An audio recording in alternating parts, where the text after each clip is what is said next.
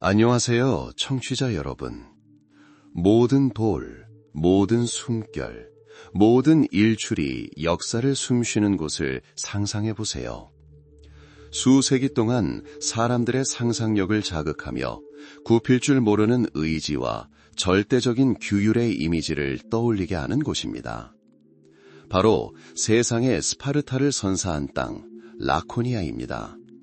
하지만 전설의 베일에 쌓인 진정한 스파르타는 무엇이었을까요? 그저 엄격한 전사들의 야영지였을까요? 아니면 그 가면 속에는 그 이상의 무언가가 숨겨져 있었을까요? 오늘 우리는 수천 년의 역사를 여행하며 신화가 아닌 현실을 마주하고 군사 문화가 어떻게 스파르타 사회의 본질이 되었는지 이해할 것입니다. 이 미스터리를 풀고 과거의 숨결을 느끼며 어쩌면 현재에 가치 있는 무언가를 얻어내고자 합니다. 우리의 대화는 전설에 쌓인 도시의 건립이라는 바로 그 기원에서부터 시작될 것입니다. 전설적인 왕들과 현명한 입법자들의 시대를 탐구하고 물론 스파르타 질서의 대명사가 된 리쿠르고스에 대해서도 이야기할 것입니다. 스파르타의 평등이라는 개념이 얼마나 현실적이었으며 시간이 지남에 따라 어떻게 변화했는지 살펴볼 것입니다. 그런 다음 라코니아라는 땅 자체와 그곳 주민들의 성격에 분명 영향을 미쳤을 자연적 특징들에 대해 살펴볼 것입니다. 이 땅에서 고된 노동을 했던 헬로타이족과 페리오의 귀족에 대해 알아보고 그들의 노동이 어떻게 스파르타 사회의 번영 또는 적어도 생존의 기반이 되었는지 이해할 것입니다. 다음으로 스파르타 생활의 핵심, 바로 아고게라고 불리는 교육 시스템을 살펴보겠습니다. 아이가 태어나는 순간부터 여정을 따라가며 그의 생애 천몇 년이 어떻게 전개되었는지, 그리고 가정에서 공동체로 점진적으로 전환되는 과정을 살펴보겠습니다. 교육의 초기 단계, 즉 어린 시절에 심어준 규율의 첫 번째 교훈에 대해 알아보겠습니다. 그런 다음 소년들이 집을 떠나 병영에 입소하여 혹독한 시련과 무기 훈련을 받고 전사가 되기 위한 첫걸음을 내딛는 청소년기에 아고게가 어떻게 힘을 얻었는지 살펴보겠습니다. 우리는 심도 있는 군사 훈련, 사냥, 야생에서의 생존, 그리고 끊을 수 없는 형제애의 형성을 경험하는 청소년기를 탐구합니다. 그리고 마지막으로 젊은이들이 스파르타의 완전한 시민이 되기 위한 마지막 시련을 겪는 성인기의 문턱에 다다릅니다. 우리는 스파르타인의 일상생활, 단순한 식사를 넘어 단결과 평등의 상징이었던 공동식사, 시시티아에 대해 배웁니다. 이 혹독한 세상에서 여성의 역할과 미래의 수호자를 양성하는 데 있어 여성의 중요한 사명에 대해서도 다룹니다. 물론 스파르타 군대, 그 막강한 방진, 전술과 전략, 그리고 동시대인들에게 존경과 두려움을 동시에 불러일으켰던 병력 구성을 무시할 수는 없습니다. 우리는 고대 세계를 형성했던 위대한 전투와 전쟁들을 떠올릴 것입니다. 메세니아 전쟁의 생존 경쟁부터 펠로폰네소스 전쟁의 절정과 쇠퇴기에 이르기까지 말입니다. 그리고 물론 자기 희생의 영원한 상징이 된 테르모필레 전투도 잊지 않을 것입니다. 하지만 역사는 결코 고정되어 있지 않습니다. 스파르타의 쇠퇴 원인, 내부 모순, 그리고 한때 스파르타를 위대하게 만들었던 군사력과 도덕 원칙의 상실을 추적해 보겠습니다. 외부의 위협과 패배가 어떻게 한 시대를 종식시켰는지 살펴보겠습니다. 마지막으로 스파르타의 유산, 즉 스파르타의 군사 문화가 역사의 흐름과 로마 군사 사상에 어떤 영향을 미쳤는지, 그리고 스파르타의 이미지가 오늘날까지 문화와 예술 속에 어떻게 살아 숨쉬고 있는지 살펴보겠습니다. 여정을 마무리하며 스파르타가 오늘날 무엇을 상징하는지, 규율, 용기, 그리고 헌신의 영원한 상징인지, 그리고 완전히 다른 세상을 살아가는 우리에게 스파르타의 과거에서 얻은 어떤 교훈이 소중한지 살펴보겠습니다. 모든 일출이 도전이었고 모든 일몰이 인내의 보상이었던 세상에 푹 빠져보세요. 라코니아에서 탄생한 전설의 스파르타 세계로의 여정을 시작합니다. 무적의 전사라는 이미지에 대한 기대감뿐 아니라 시간의 장막 뒤에 숨겨진 현실을 마주하게 될 것입니다. 군사문화가 어떻게 스파르타 사회의 기반이 되었는지 살펴보고 진정한 스파르타인의 모습을 이해해 볼 것입니다. 스파르타의 건국, 신화, 그리고 진정한 기원부터 살펴보겠습니다. 많은 고대 도시 국가들처럼 스파르타의 역사는 전설에 쌓여 있습니다. 전설에 따르면 이 도시는 영웅 헤라클레스의 후손들에 의해 건립되었습니다. 스파르타의 건국은 전설적인 왕들과 연관되어 있으며 그들의 이름은 대대로 전해져 내려옵니다. 그 중에서도 아미클로스는 최초의 신전을 건립하고 도시를 발전시킨 공로를 인정받은 인물로 유명합니다. 그러나 스파르타 국가 형성과 불가분의 관계를 맺은 핵심 인물은 리쿠르고스입니다. 리쿠르고스는 단순한 역사적 인물이 아니라 기원전 9세기 또는 8세기경에 개혁을 단행한 것으로 추정되는 입법가의 집합적 이미지입니다. 그의 생애와 업적의 정확한 연대는 역사가들 사이에서 여전히 논쟁의 대상입니다. 하지만 스파르타를 다른 그리스 도시 국가들과 확연히 구분짓는 독특한 사회 정치 체제를 구축한 사람은 바로 리쿠르고스입니다. 리쿠르고스의 개혁은 군사력 강화, 안정 확보, 그리고 내분 방지라는 여러 목표를 달성하는 데 중점을 두었습니다.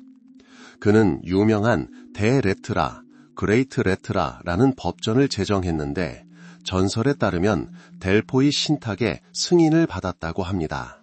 이 법전은 수세기 동안 지속된 스파르타식 삶의 토대를 마련했습니다. 스파르타에 대한 가장 끈질긴 신화 중 하나는 모든 시민이 평등하다는 신화입니다. 많은 사람들은 모든 스파르타인이 똑같이 부유하고 똑같이 가난하며 똑같은 삶을 산다고 생각했습니다. 그러나 현실은 다소 달랐습니다. 실제로 리쿠르고스는 부와 사치의 축적을 제한하고자 했습니다. 그는 나중에 논의할 공동 식사를 제정하고 금과 은의 거래를 금지했습니다. 라코니아의 모든 토지는 균등하게 분할되어 시민들에게 분배되었습니다. 그러나 이러한 시스템 내에서도 차이점이 존재했습니다. 라코니아의 인구는 크게 세 부류로 나뉘었습니다. 스파르티아테스, 페리오에키스, 그리고 할로타이트였습니다. 스파르티아테스, 즉 고모이족은 정식 시민이었고 군사 계급의 핵심을 이루었습니다. 오직 그들만이 정부에 참여하고 무기를 소지할 권리를 가졌습니다. 주변에 사는 사람들을 뜻하는 페리오에이키스는 자유민이었지만 시민권은 없었습니다. 그들은 수공예, 무역, 농업에 종사하며 폴리스의 경제적 기반을 마련했습니다. 그러나 헬로타이트는 특별한 부류였습니다. 토지에 얽매여 스파르티아테스의 땅을 경작하는 주요 노동력을 구성했습니다. 그들의 지위는 농노와 비슷했습니다. 따라서 스파르타에서 평등이라는 개념은 주로 완전한 시민, 즉 스파르타인들에게 적용되었습니다. 이는 국가에 대한 봉사에서의 평등, 혹독한 삶의 조건에서의 평등, 그리고 위험에 직면했을 때의 평등을 의미했습니다. 이 평등은 부의 평등이 아니라 책임과 규율의 평등한 공유에 있었습니다. 리쿠르고스의 개혁은 스파르타 건국과 마찬가지로 단 한 번의 사건이 아니라 오랜 과정의 결과였다는 점을 이해하는 것이 중요합니다. 리쿠르고스에 대한 전설은 권력 공고화, 주변 부족 정복, 그리고 독특한 군사조직 형성과 관련된 실제 역사적 과정을 은폐하고 있을 가능성이 높습니다. 라코니아의 지리적 위치 또한 스파르타 사회 형성에 중요한 역할을 했습니다. 이 지역은 산맥에 의해 상대적으로 고립되어 있어 독특한 문화와 군사 전통이 발전하는 데 기여했습니다. 에우로타스 강의 비옥한 계곡은 농업에 도움이 되었지만 효과적인 경영에는 노동력이 필요했고 이는 헬로타이족에 의해 제공되었습니다. 따라서 우리는 스파르타 군대의 장엄한 외관 뒤에는 종속된 주민들의 노동과 엄격한 시민 규율에 기반한 복잡한 사회 구조가 있었음을 알 수 있습니다. 완전한 평등이라는 신화는 점차 동등한 의무와 책임이라는 현실로 변모했고 이는 스파르타 국가의 초석이 되었습니다. 그리고 엄격한 법과 교육으로 강화된 이러한 현실이 바로 아래에서 논의할 전사들을 만들어냈습니다. 스파르타의 발상지인 라코니아는 자연 환경과 인간의 천재성이 놀랍도록 조화를 이루며 독특한 사회를 형성했습니다. 은빛 실처럼 흐르는 에우로타스 강은 삼면이 장엄한 산맥으로 둘러싸인 비옥한 계곡을 흐릅니다. 특히 난공불락의 봉오리를 자랑하는 타이게토스 산맥은 천연 요새 역할을 하며 스파르타인들을 외세의 침략으로부터 보호하고 독특한 문화 발전을 촉진했습니다. 라코니아의 천연 자원은 풍부했지만 노동력이 필요했습니다. 비옥한 토지 덕분에 곡물, 올리브, 포도 재배가 가능했습니다. 그러나 이러한 토지를 경작하고 증가하는 인구에게 식량을 공급하려면 상당한 노동력이 필요했습니다. 스파르타의 사회 구조를 이해하는 열쇠는 바로 두 가지 주요 종속 집단, 즉 헬로타이트와 페리오에키스의 존재입니다. 헬롯은 가장 많은 수를 차지하는 계층이었습니다. 전통적인 의미의 노예는 아니었지만 그들의 신분은 훨씬 더 복잡했습니다. 국가가 소유한 땅에 묶여 있었고 스파르타인들을 위해 농사를 지었습니다. 스파르타 경제의 중추를 이루며 시민들에게 식량과 자원을 제공했습니다. 그들의 삶은 고되고 노동과 제약으로 가득했지만 어떤 스파르타인 개인의 소유물은 아니었습니다. 그들의 수는 스파르타인보다 훨씬 많았고 이는 끊임없는 긴장과 반란에 대한 두려움을 불러일으켰습니다. 이것이 바로 스파르타인의 삶의 상당 부분을 군 복무에 바친 이유입니다. 질서를 유지하고 잠재적인 헬롯 반란을 진압하는 것이 최우선 과제였기 때문입니다. 주변에 사는 사람들을 뜻하는 페리오의 귀족은 또 다른 중요한 집단을 이루었습니다. 그들은 자유민이었지만 스파르타에서 시민권은 없었습니다.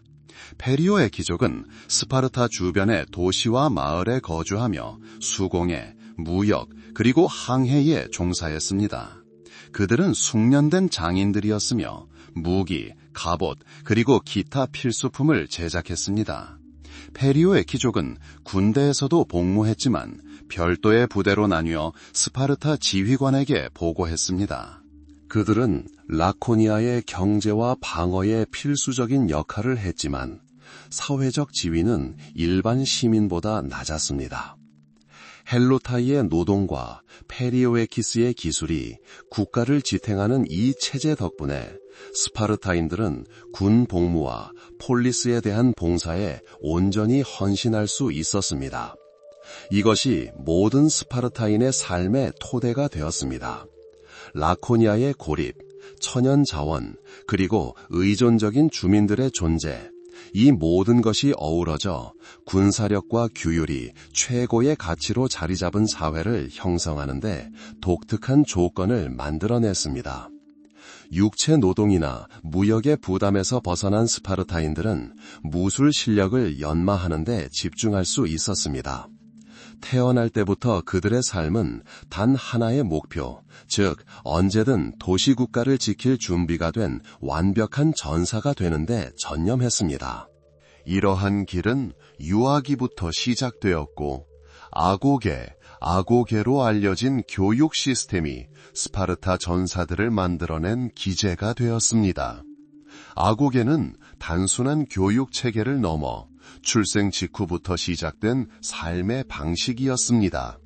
영아는 장로들이 진찰을 받았고, 허약하거나 신체 장애가 있는 아이는 다이게토스 산 정상에 버려져 추위나 야생 동물에게 죽임을 당했다고 전해집니다. 이러한 관행은 비록 잔혹해 보이지만 스파르타의 일반적인 철학, 즉 가장 강한 자가 살아남고 사회는 방어에 기여하지 못하는 자에게 자원을 낭비해서는 안 된다는 철학과 일맥상통합니다.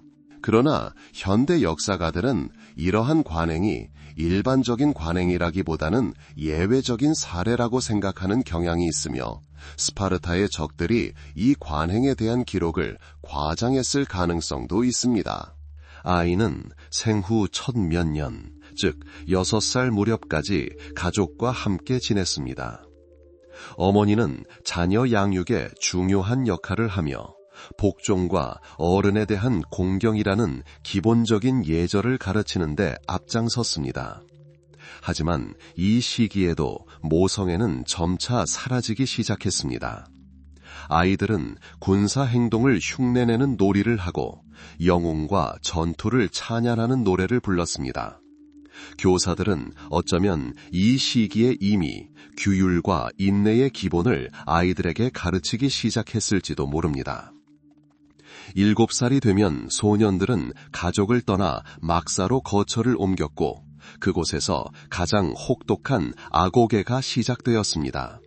이는 편안한 집에서 혹독한 공동체 생활로의 전환기였습니다. 이곳에서 그들은 나이든 소년들과 멘토들의 감독 아래 집단 생활을 했습니다. 육체적인 어려움은 일상이 되었습니다. 그들은 창, 칼, 방패와 같은 무기를 휘두르는 법을 배웠습니다. 음식은 부족했고 옷은 간소했으며 잠자리는 딱딱한 지프로 덮여 있었습니다. 그들의 목표는 그들의 몸과 마음을 단련하고 고난과 고통을 견뎌내는 법을 가르치는 것이었습니다. 병역 내 장로와 후배의 관계는 엄격하게 규제되었습니다. 에이렌스이라 불리는 나이 많은 소년들은 파이도스라 불리는 어린 소년들을 책임졌습니다. 그들은 그들을 가르치고 잘못을 벌하고 롤모델이 되었습니다. 이는 책임감과 동지애를 함양하는 데 도움이 되었습니다. 아이들은 함께 일하고 서로 의지하는 법을 배웠습니다. 전투에서 그들의 생명이 달려 있었기 때문입니다. 14살에서 18살로 나이가 들면서 훈련은 더욱 강도가 높아졌습니다. 젊은이들은 고급 군사훈련으로 전환했습니다.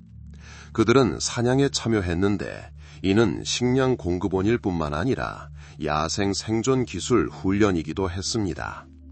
그들은 교활함과 민첩성을 요구하는 임무를 맡았는데 이는 일종의 파괴 공작 훈련이었습니다.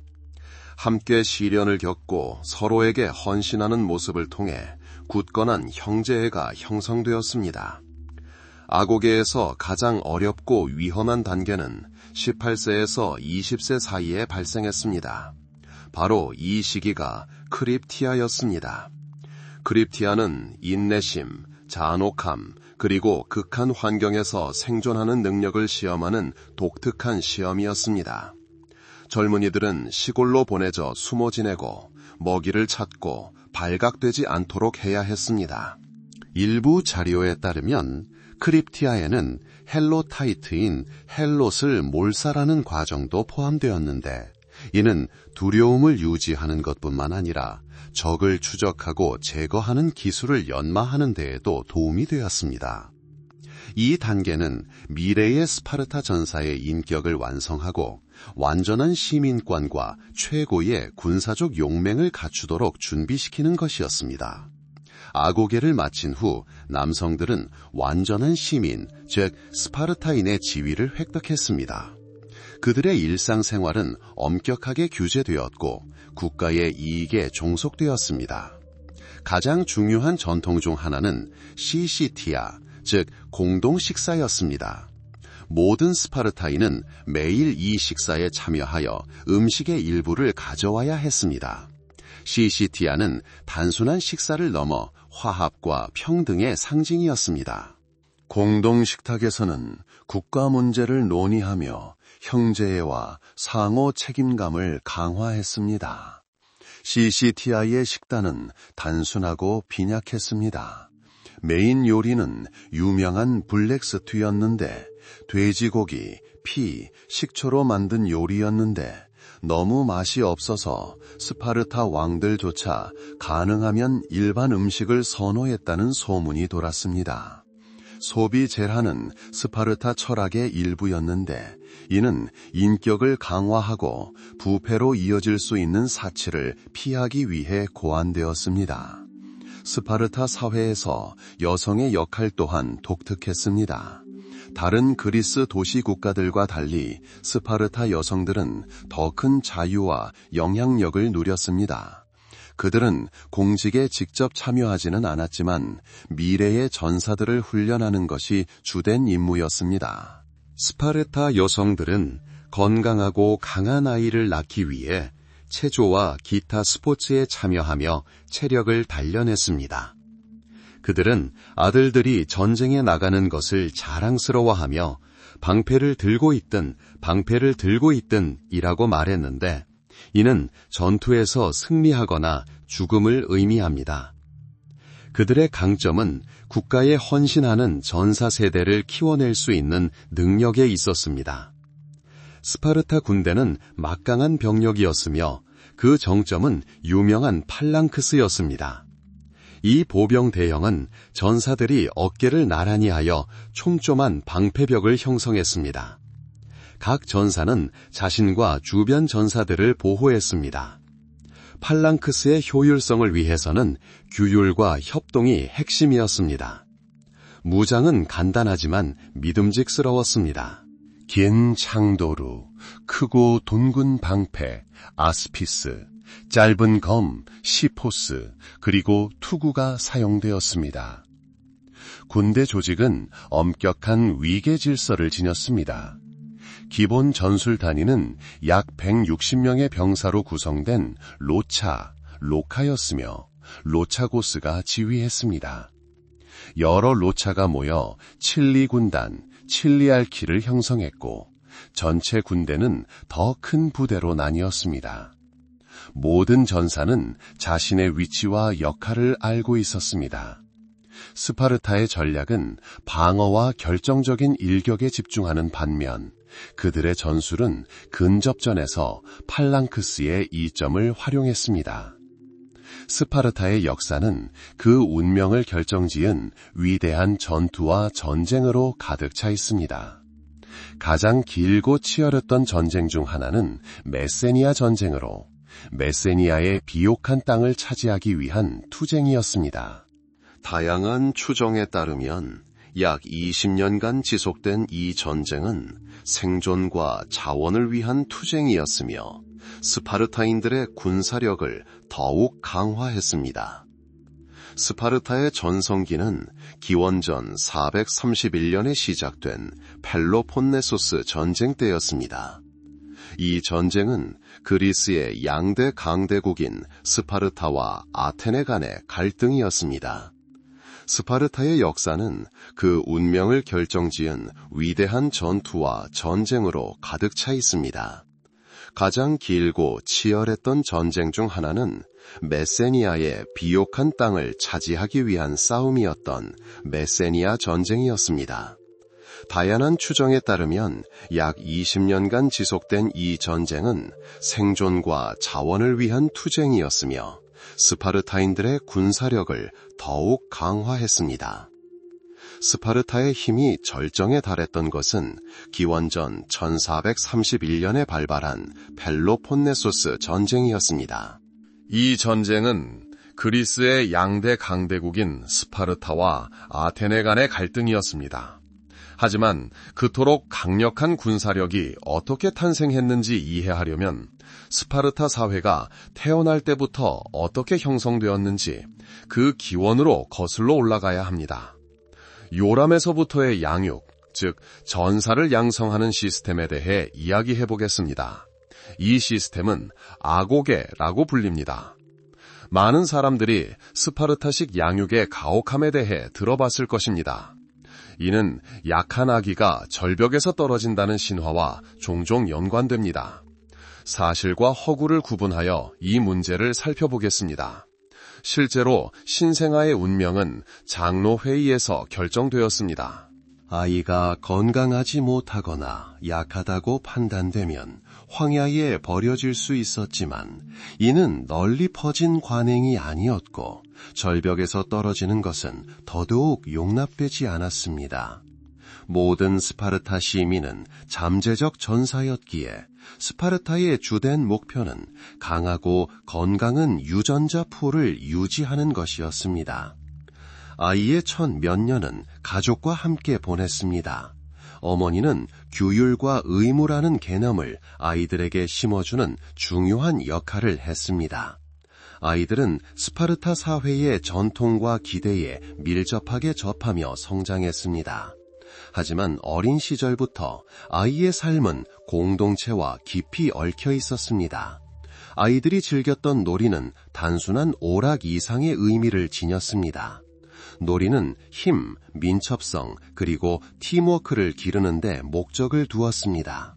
아이들이 불렀던 노래는 영웅, 스파르타에 대한 의무, 그리고 용기에 대한 이야기를 담고 있었습니다.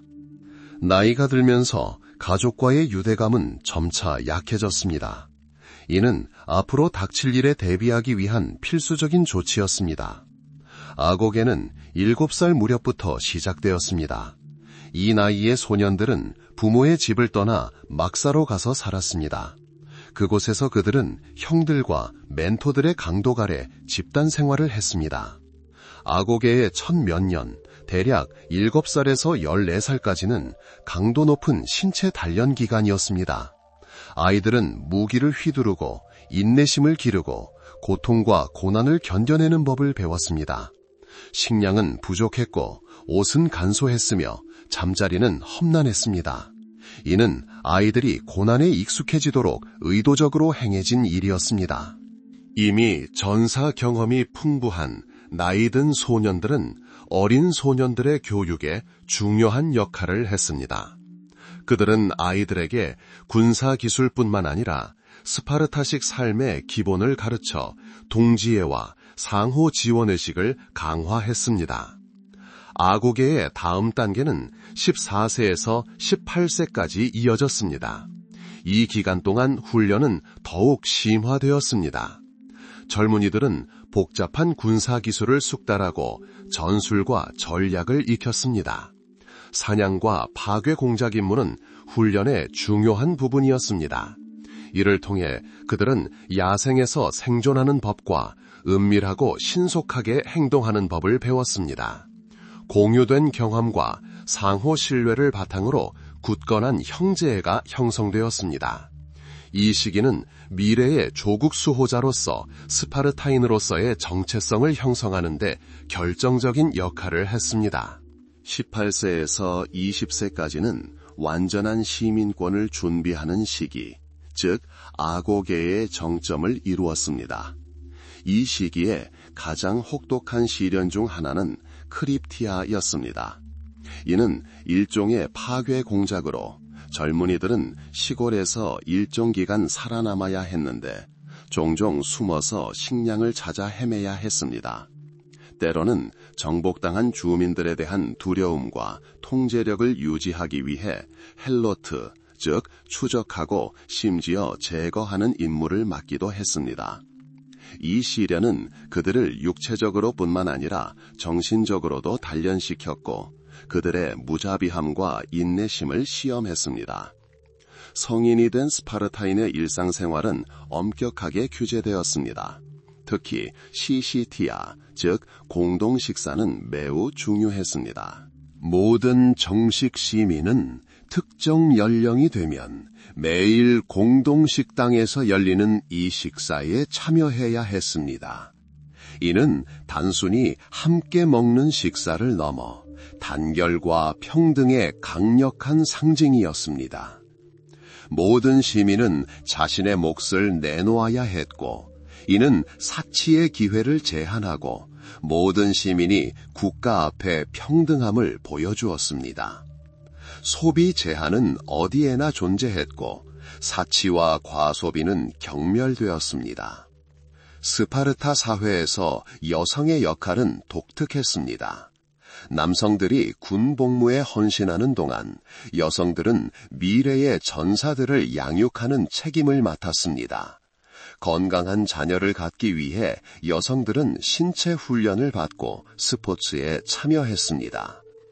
여성의 주된 임무는 아들들에게 스파르타에 대한 사랑과 기꺼이 희생하려는 마음을 심어주는 것이었습니다. 여성들은 정치 생활에 직접 참여하지는 않았지만 가정과 사회에서 상당한 영향력을 행사했습니다. 스파르타 군대는 우리가 이미 언급했듯이 스파르타 사회의 정점이었습니다. 팔랑크스는 단순한 전투 대형이 아니라 스파르타 정신을 구현했습니다. 전우와 어깨를 나란히 한 각 전사는 자신뿐만 아니라 동료도 방어했습니다. 그것은 신뢰와 규율에 기반한 단결이었습니다. 무기는 간단하지만 효과적이었습니다. 도르라고 불리는 긴 창, 사용자뿐만 아니라 왼쪽에 있는 이옷도 보호하는 아스피스라고 불리는 큰 둥근 방패, 그리고 시포스라고 불리는 짧은 검이었습니다.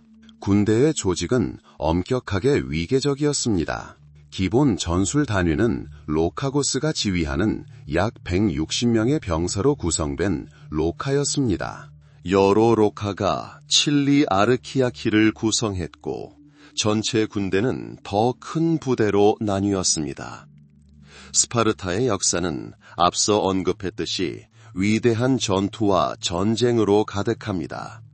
메세니아 전쟁, 펠로폰네소스 전쟁, 그리고 물론 테르모필레 전투가 있습니다. 테르모필레 전투는 단순한 전투가 아니라 자기 희생과 용기의 상징입니다. 레오니다스 왕이 이끄는 300명의 스파르타인들은 죽음이 기다리고 있음을 알면서도 대규모 페르시아 군대에 맞서 싸웠습니다. 그들은 마지막 순간까지 굳건히 버티며 진정한 스파르타인의 역량을 세상에 보여주었습니다. 그러나 가장 강력한 국가조차도 영원한 것은 아닙니다. 스파르타의 쇠퇴는 여러 요인으로 인해 점진적으로 진행되었습니다. 불평등 심화로 인한 내부 모순, 한때 스파르타를 강대국으로 만들었던 군사력과 도덕 원칙의 점진적인 상실, 그리고 외부의 위협과 패배는 모두 국가의 약화로 이어졌습니다. 쇠퇴에도 불구하고 스파르타의 유산은 여전히 살아있습니다. 스파르타의 군사문화는 고대뿐 아니라 후대의 군사사상 발전에도 지대한 영향을 미쳤습니다. 스파르타의 규율, 용기, 그리고 헌신은 많은 이들에게 귀감이 되었습니다. 스파르타는 비록 과거의 유물이 되었지만 문화와 예술계에서 불굴의 의지와 헌신의 영원한 상징으로 남아있습니다. 결론적으로 스파르타는 단순한 역사적 국가 그 이상입니다. 규율, 용기, 그리고 헌신의 영원한 상징입니다. 그리고 스파르타의 역사에서 우리가 배울 수 있는 교훈은 오늘날에도 여전히 유효합니다. 그 교훈은 의무의 중요성, 단결의 힘, 그리고 진정한 힘은 무기뿐만 아니라 정신에도 있다는 것을 일깨워줍니다. 고대 스파르타의 세계로의 여정을 처음부터 미래 전사들의 삶에서 가장 초기부터 시작해 봅시다. 우리가 논의할 아고게 제도는 아주 어린 나이에 시작되었습니다. 라코니아에서 시작된 이 독특한 교육 제도는 단순한 시민을 넘어 강하고 규율 있으며 폴리스에 헌신하는 이상적인 스파르타인을 양성하는 것을 목표로 했습니다. 아고게의 첫 단계는 출생부터 6살까지였습니다. 이 시기는 아이가 아직 어머니와 가족의 보살핌을 받고 있지만 이미 공동체 전통의 영향을 느끼기 시작하는 시기였습니다. 스파르타인들은 강인한 신체와 회복력 있는 정신이 어린 시절부터 형성된다고 믿었습니다. 따라서 어린아이들의 놀이와 활동조차도 규율과 미래를 준비하는 정신으로 가득 차 있었습니다. 어린 스파르타인들이 인형이나 자동차뿐만 아니라 모의 전투를 가지고 놀았다고 상상해 보세요. 그들의 장난감은 나뭇가지로 만든 작은 방패와 창이었을 것입니다. 어머니와 유모가 불러준 노래는 현대적인 의미의 자장가가 아니라 아이들이 간단한 명령을 암기하고 청력과 기억력을 발달시키는 리듬감 있는 노래였습니다. 이 노래들은 종종 영웅 이야기, 조상들의 공적, 그리고 스파르타에 대한 그들의 의무를 이야기했습니다. 이것이 스파르타 이념에 대한 최초의 매우 미묘하지만 중요한 소개였습니다. 가족과의 점진적인 분리는 이 과정의 일부였습니다. 아이들이 즉시 집에서 쫓겨난 것은 아니었지만 어린 시절부터 독립심을 길렀습니다. 어머니와 단둘이 보내는 시간은 줄어들고 어른들의 감독 아래 또래 친구들과 보내는 시간은 늘어났습니다. 이는 공동체 의식과 상호 의존성을 함양하는 데 도움이 되었습니다. 아이는 나누고 차례를 기다리고 공동의 규칙을 따르는 법을 배웠습니다. 이러한 모든 것은 폴리스의 이익보다 항상 개인의 이익을 우선시했던 스파르타 사회에서 매우 중요했습니다. 약한 유아를 처형하는 스파르타의 유명한 관습에 관해서는 신화와 현실을 구분하는 것이 중요합니다. 플루타르쿠스와 같은 사료에 따르면 장로들은 유아를 진찰했고 아이가 건강하지 않거나 약하다고 판단되면 죽도록 내버려 두었습니다. 그러나 이러한 묘사는 다소 과장되거나 다양한 해석의 여지가 있을 수 있음을 이해하는 것이 중요합니다. 스파르타인들은 육체적 힘과 건강을 진정으로 중시했지만 이것이 연민 없이 절대적인 잔혹함으로 묘사되어서는 안 됩니다. 그들은 아이가 고통받을 운명이거나 스파르타에 봉사할 수 있는 사회의 정식 구성원이 될 수 없는 경우를 언급했을 가능성이 높습니다. 이러한 측면은 스파르타 세계관의 엄격함을 분명히 반영하지만 전체적인 그림을 흐리게 해서는 안 됩니다. 출생부터 6살까지 이 초기 시기의 주된 목표는 기초를 다지는 것이었습니다. 바로 체력, 기본적인 규율, 그리고 자신이 단순한 가족 이상의 무언가의 일부라는 깨달음이었습니다. 이 시기는 아이가 듣고 기억하고 간단한 지시를 따르는 법을 배우는 시기였습니다. 놀이, 노래, 그리고 초기 학습 등 모든 것이 하나의 위대한 목표, 바로 이상적인 스파르타인으로 키우는 데 종속되었습니다. 이는 앞으로 닥칠 시련에 대비하여 어린 영혼들을 준비시키는 느리지만 꾸준한 과정이었습니다. 고대 스파르타의 세계로 여행을 계속해 봅시다. 우리는 아이들이 규율과 자신이 더 큰 전체의 일부라는 것을 이해하는 첫 번째 학습 단계를 거쳤습니다. 이제 그 다음으로 그 못지않게 중요한 단계인 7살에서 14살까지의 시기로 넘어갑니다. 이 시기는 남자아이들이 편안한 집을 떠나 아고게라고 알려진 특별한 교육 시스템에 완전히 몰입하는 시기입니다. 7살에 우리의 어린 영웅인 스파르타의 어린 아이들이 어머니를 떠나 공동 막사에서 생활한다고 상상해 보세요.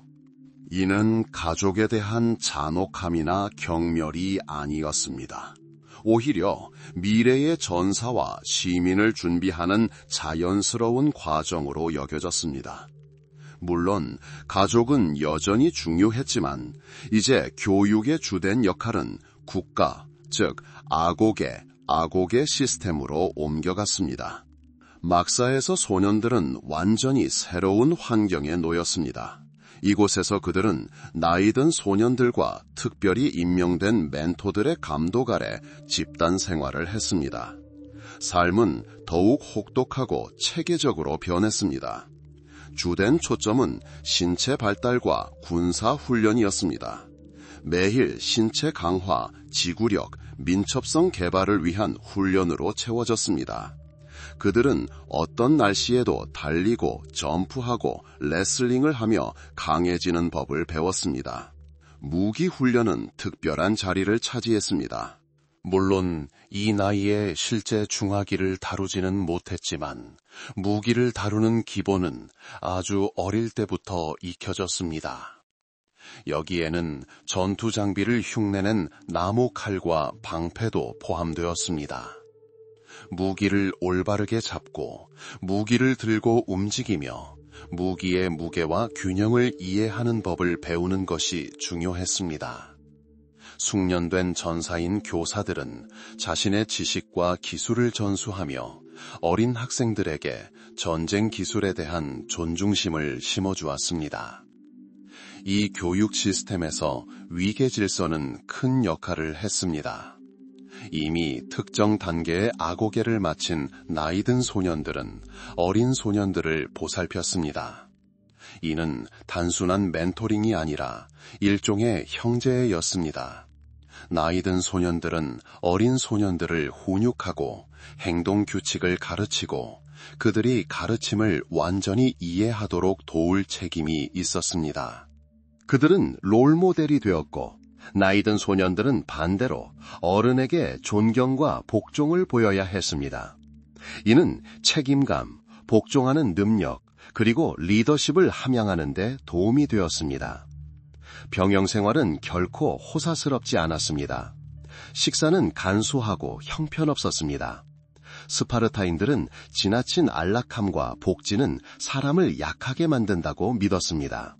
그래서 소년들은 모든 일에 절제를 배웠습니다.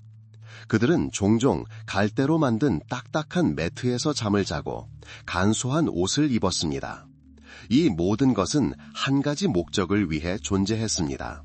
바로 군 복무의 고된 삶, 즉 과할 여지가 없는 야전 생활을 준비하기 위한 것이었습니다. 아고게 제도는 그 심각성에도 불구하고 놀이와 창의성이라는 요소가 전혀 없었던 것은 아닙니다. 젊은 스파르타인들이 부른 노래는 영웅, 용맹, 그리고 조국에 대한 사랑을 노래하는 경우가 많았습니다. 이는 단순한 오락이 아니라 애국심과 영웅적 세계관을 함양하기 위한 교육 과정의 일환이었습니다. 이러한 노래와 어른들의 이야기를 통해 소년들은 스파르타 사회의 가치관을 체득했습니다. 7살에서 14살까지의 이 시기는 극심한 신체적, 정신적 단련의 시기였습니다. 이 시기는 스파르타인의 미래 삶 전체가 구축되는 토대가 되었습니다. 그들은 공동체에서 살아가는 법, 개인적인 이익보다 공동의 이익을 중시하는 법, 그리고 불굴의 의지와 용기를 발휘하는 법을 배웠습니다. 비록 우리가 혹독한 환경에 대해 이야기하지만 이 모든 것이 분명한 목표를 염두에 두고 이루어졌다는 점을 기억하는 것이 중요합니다. 바로 도시국가, 즉 조국을 지킬 수 있는 시민을 양성하는 것입니다.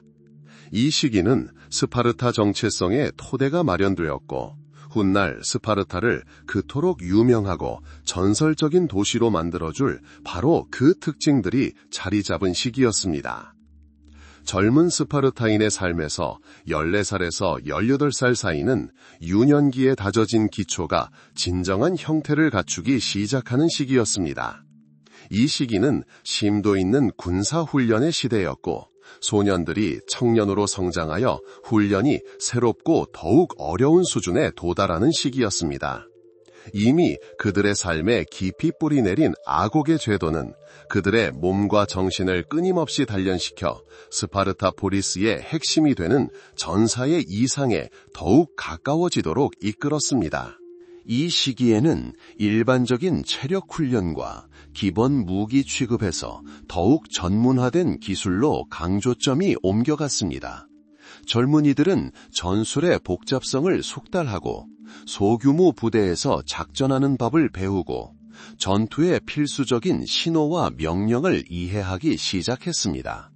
훈련은 실제 전투 상황을 재현하며 더욱 강도가 높아졌습니다. 훈련은 야외에서 진행되었고 종종 야전 생활과 유사한 환경, 즉 장거리 행군, 야외에서의 야간 체류, 험준한 지형에서의 이동 등을 경험했습니다. 생존 기술은 훈련에서 특별한 위치를 차지했습니다. 젊은이들은 식량을 찾고 피난처를 찾고 낯선 지형을 탐색하는 법을 배워야 했습니다. 이 훈련의 핵심은 사냥과 방해 공작이었는데, 물론 이는 민간인을 해치기 위한 것이 아니라 교활함, 은밀함, 그리고 발각되지 않고 행동하는 능력을 기르기 위한 것이었습니다. 예를 들어 사냥은 단순히 식량을 얻는 수단이 아니라 인내심, 정확성, 그리고 추적 기술을 훈련하는 것이었습니다. 젊은이들은 동물의 발자국을 읽고 그들의 습성을 이해하고 공격할 적절한 순간을 선택하는 법을 배웠습니다. 이를 통해 관찰력과 결단력 있으면서도 신중하게 행동하는 능력을 키웠습니다. 나중에 논의될 크립티아스 역시 이 시기에 비록 더 관대한 형태로 확립되기 시작했습니다. 이 훈련의 목표는 젊은이들에게 불확실한 상황에서 행동하고 독립적인 결정을 내리고 평정심을 유지하는 법을 가르치는 것이었습니다. 이 모든 시험은 숙련된 멘토들의 엄격한 감독하에 진행되었으며, 멘토들은 젊은이들이 군사적 필요성과 무관한 불필요한 위험이나 잔혹 행위에 선을 넘지 않도록 주의했다는 점을 이해하는 것이 중요합니다. 이 시기에 젊은 스파르타인들은 가족과 떨어져 지내는 시간이 더욱 많아졌습니다. 병영은 그들에게 영원한 집이 되었고 동창들은 두 번째 가족이 되었습니다. 바로 이곳에서 끈끈한 형제애가 형성되었고 이는 훗날 스파르타 군사력의 기반이 되었습니다. 함께 겪은 고난, 합동훈련, 그리고 시련 속에서 서로에게 의지하는 모습, 이 모든 것이 그들을 하나로 묶고 서로에 대한 깊은 충성심을 키워주었습니다. 그들은 가장 어려운 상황에서도 전우를 신뢰하고 의지하는 법을 배웠습니다. 이는 모든 전사가 하나의 유기체였던 스파르타 팔랑크스의 효율성에 결정적인 역할을 했습니다. 젊은이들로 구성된 그룹 간에 열리는 게임과 경쟁 또한 더욱 진지한 분위기로 변모했습니다. 즉흥적으로 백병전을 연습하는 시합이나 협동심과 지구력을 시험하는 팀 경기 등이 여기에 포함되었습니다. 이미 이러한 단계를 거친 나이든 젊은이들은 종종 젊은 세대에게 멘토 역할을 하며 경험과 지식을 전수했습니다. 이는 자연스러운 위계 질서를 형성하고 전통의 연속성을 촉진했습니다. 규율과 자제력에 특히 주의를 기울였습니다. 젊은이들은 감정을 억누르고 명령에 따라 행동하는 법을 배웠습니다. 비록 명령이 완전히 명확하거나 합리적으로 보이지 않더라도 말입니다. 스파르타 사회에서는 진정한 전사는 무엇보다도 복종해야 한다고 믿었습니다. 그래야만 군대 전체가 조화를 이룰 수 있기 때문입니다. 복종하는 능력은 지휘하는 능력만큼이나 중요했습니다. 식단은 단순하고 간소하게 유지되었고 이는 체력과 체력을 유지하는 데 도움이 되었습니다. 젊은이들은 불평하거나 투지를 잃지 않고 배고픔과 추위를 견뎌내는 법을 배웠습니다. 그들의 옷은 예전처럼 간소했고 불필요한 불편함은 없었습니다. 이 모든 것은 그들이 복무하게 될 환경에 최대한 대비할 수 있도록 하기 위한 것이었습니다. 아곡의 제도는 그 심각성에도 불구하고 스파르타 사회에 대한 자존감과 자부심을 함양하는 데 도움이 되는 요소들을 갖추고 있었다는 점에 주목하는 것이 중요합니다. 그들이 불렀던 노래는 더욱 복잡해졌고 조상들의 업적, 스파르타의 영광, 그리고 시민으로서의 의무를 이야기했습니다. 이 노래들은 단순한 오락거리가 아니라 강력한 교육 도구로서 폴리스의 과거와 현재에 대한 깊은 유대감을 형성했습니다. 이 기간이 끝나갈 무렵 18살쯤 되자 젊은이들은 인생의 다음 단계, 훨씬 더 어려운 시기를 맞이할 준비가 되었습니다. 수많은 시련을 견뎌낸 그들은 몸을 단련하고 정신을 강하게 했으며 공동체에서 살아가고 조국의 이익을 무엇보다 우선시하는 법을 배웠습니다. 그들은 진정한 스파르타인이 되어 대열에 서서 도시를 지킬 준비가 되었습니다. 이 시기는 유년기가 마침내 의무와 책임감으로 가득 찬 성인기로 바뀌는 전환점이었습니다. 18세가 된 젊은이들이 완전한 시민권을 획득하는 문턱에 다다르면 성숙기가 찾아옵니다. 이 시기는 아곡의 제도가 그들을 최후의 가장 중요한 시련을 준비시키는 시기입니다. 그들의 신체적 건강은 정점에 도달했고 정신적 강인함은 복잡한 개념과 과제를 이해할 수 있게 해줍니다. 이제 그들은 역사가들이 크립티아라고 부르는 과정을 거쳐야 합니다. 크립티아인은 육체적 지구력뿐만 아니라 극한 환경에서 생존하는 능력, 그리고 일부 연구자들이 믿는 것처럼 스파르타에 대한 의무가 요구될 경우 단호하고 심지어 잔혹하게 행동할 수 있는 능력을 시험하기 위해 고안된 특수 시험이었습니다. 젊은 스파르타인들은 시골로 보내져 오로지 자신들 스스로에게 의지해야 했습니다. 그들은 식량을 찾고 거처를 찾고 발각되지 않도록 해야 했습니다. 이는 단순한 군사 훈련이 아니라 실제 전투와 최대한 유사한 환경에서 진행되는 일종의 훈련이었으며 은밀함과 자립심에 중점을 두었습니다. 역사가들은 크립테이아의 정확한 본질에 대해 논쟁을 벌인다. 어떤 이들은 크립테이아가 젊은이들이 숲에서 살면서 사냥을 하고 헬롯과의 조우를 피해야 하는 인내와 은밀함을 시험하는 과정이라고 믿는다. 다른 연구자들은 헬롯 개체군을 통제하는 것과 관련된 더욱 사악한 측면을 지적한다. 어쨌든 크립테이아는 젊은이들에게 극도로 집중하고 빠른 결정을 내리고 어떤 도전에도 대비할 것을 요구했다.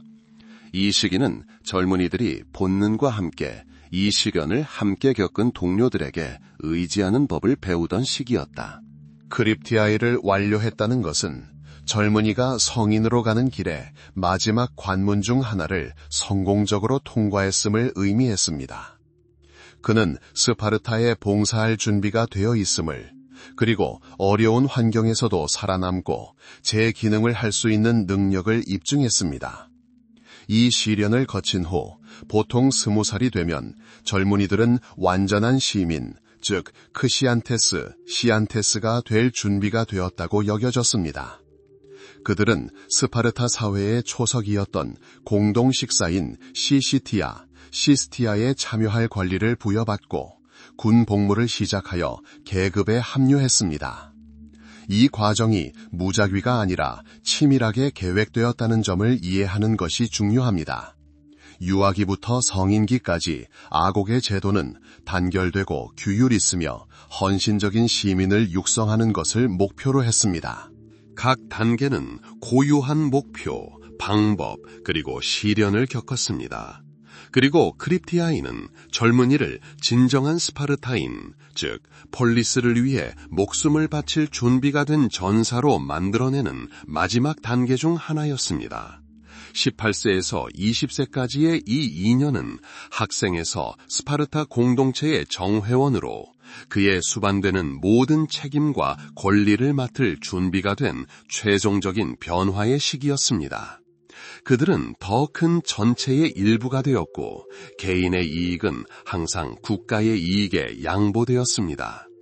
그리하여 우리는 모든 악옥의 시련을 통과한 젊은 스파르타인이 완전한 시민이 되는 순간에 도달했습니다. 이제 그의 앞에는 규율과 폴리스에 대한 봉사가 핵심으로 자리 잡은 새로운 삶의 장이 펼쳐졌습니다. 그리고 이 새로운 단계의 가장 두드러진 특징 중 하나는 시시티아, 공동체 참여였습니다. 시시티아, 즉 공동식사는 단순한 식사 이상의 의미를 지녔습니다. 스파르타 사회 전반에 스며든 매우 상징적인 의식이었습니다. 모든 시민은 20살쯤부터 매일 그러한 식사에 참여해야 했습니다. 식사는 특정 필레 또는 공동체 구성원들이 모이는 특별한 공동식당에서 이루어졌습니다. 이러한 식당들을 상상해 보십시오. 호화로운 식당이 아니라 소박하지만 넓은 방에서 남자들이 긴 테이블에 앉아 스파르타의 방어와 번영이라는 단 하나의 대의를 위해 하나가 되었습니다. 시시티아의 메뉴는 의도적으로 소박했습니다. 단순하고 영양가 있는 요리가 기본이었습니다. 물론 유명한 스파르타식 블랙수프인 멜라스 조모스도 있었습니다. 돼지고기, 피, 식초, 소금으로 만든 이 수프는 가장 세련된 것은 아니었지만 충분한 에너지를 제공했습니다.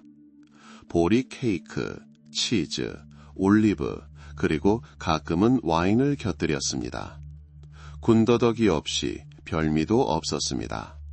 목표는 미식의 즐거움이 아니라 공동체 의식을 강화하는 것이었습니다. 이러한 공동식사는 시민들 사이에 평등과 단결을 유지하는 강력한 도구 역할을 했습니다.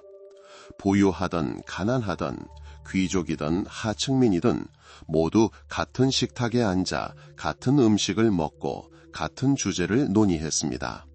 이는 바른 사회에서 발생할 수 있었던 잠재적인 계급 차이를 없앴습니다. 각 시민은 수확물과 가축의 일부를 공동의 몫으로 나누었습니다. 따라서 시시티아는 사회적 유대감을 강화했을 뿐만 아니라 누구도 굶주리지 않도록 하는 동시에 적당한 소비를 유지하는 경제적 메커니즘 역할도 했습니다. 소비 제한은 결코 우연이 아니었습니다. 스파르타인들은 사치가 몸과 마음을 타락시키고 약화시킨다고 믿었습니다. 따라서 시민의 삶은 절제라는 원칙에 따라 운영되었습니다. 옷은 검소했고 집은 검소했으며 음식은 영양가는 있었지만 고급스럽지는 않았습니다. 이 모든 것이 물질적 부보다 힘, 인내, 그리고 자제력을 중시하는 스파르타인의 성격을 형성했습니다. 하지만 스파르타인들의 일상생활은 군사훈련과 공동식사에만 국한되지 않았습니다. 여성들은 사회에서 중요한 역할을 했지만 그들의 삶은 남성들과는 달랐습니다. 스파르타 여성들은 아테네와 같은 다른 그리스 도시 국가들처럼 집에만 갇혀 있지 않았습니다. 오히려 더 큰 자유와 영향력을 누렸습니다. 스파르타 여성의 주된 임무는 미래의 전사들을 키우는 것이었습니다. 아이가 태어나는 순간부터 때로는 그 전부터도 여성은 아이의 삶의 중심이었습니다. 강하고 건강하며 회복력이 강해야 아이를 낳을 수 있었습니다. 따라서 스파르타 여성들은 운동, 달리기, 레슬링, 원반 던지기 등 다양한 신체 활동을 했습니다. 그들의 몸은 어머니가 되어 고난으로 가득한 삶을 준비하도록 훈련되었습니다. 아이들은 7살이 될 때까지 어머니의 보살핌을 받았습니다. 아이들의 인격 형성에 기초를 놓고 첫 단어를 가르치고 규율과 존중의 개념을 심어준 것은 바로 어머니였습니다. 하지만 이렇게 어린 나이에도 아직 어머니의 보살핌을 받는 동안에도 공동체의 영향력은 이미 느껴졌습니다. 여자아이들은 남자아이들처럼 공동체 놀이와 노래에 참여하며 이를 통해 미래 사회에서의 역할을 준비했습니다. 소년이 7살이 되자 그의 삶은 극적으로 변했습니다. 집을 떠나 병영으로 아곡의 제도에 들어갔습니다. 하지만 그 후에도 스파르타 여성들은 아들과의 관계를 잃지 않았습니다.